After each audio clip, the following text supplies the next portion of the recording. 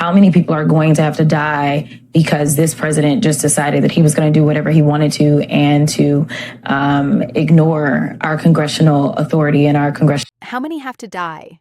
That was the blunt and emotionally charged question posed by Democratic Congresswoman Jasmine Crockett as tensions between Israel and Iran continue to escalate, with the United States increasingly drawn into the crisis. Her words have quickly captured national attention, cutting through political talking points and focusing directly on the human cost of war. Crockett did not hold back. In her remarks, she criticized former President Donald Trump and members of his administration, arguing that the approach toward the Middle East has relied too heavily on force and not enough on diplomacy. She warned that continued escalation risks pushing the region into a wider and far more destructive conflict, one that could cost countless civilian lives and put American troops in harm's way.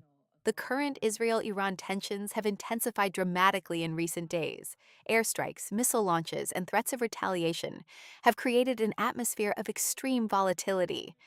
Civilian casualties are rising, infrastructure has been damaged, and global markets have reacted nervously to the possibility of a prolonged regional war. International leaders are urging restraint, but so far, the rhetoric on all sides remains firm and uncompromising. Crockett's criticism goes beyond the battlefield.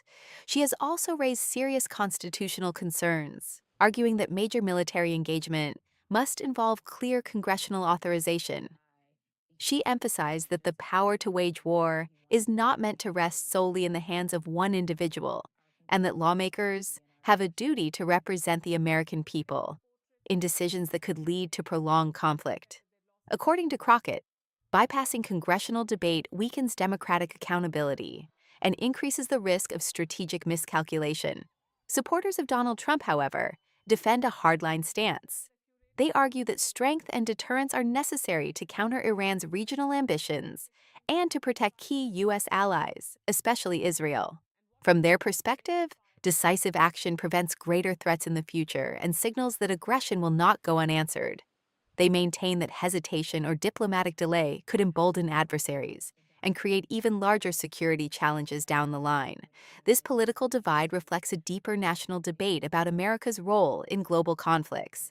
Should the United States act swiftly and forcefully to maintain dominance and protect allies, or should it prioritize diplomatic engagement and multilateral efforts to prevent war before it begins? The Israel-Iran situation has once again brought these questions to the forefront of American politics. Meanwhile, the humanitarian toll continues to grow.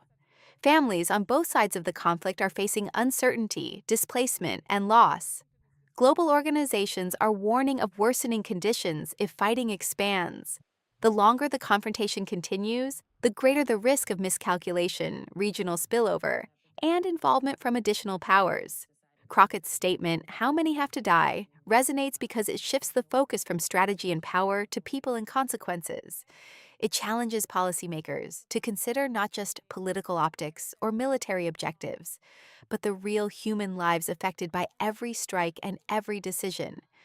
As the world watches closely, diplomatic efforts are ongoing, but the path forward remains unclear. Whether this crisis de-escalates or moves toward a broader confrontation may depend on the choices made in the coming days, both in the Middle East and in Washington. For now, one thing is certain: the debate is far from over. The tensions remain high, and the stakes could not be greater. Stay with us for continuing updates on this developing story.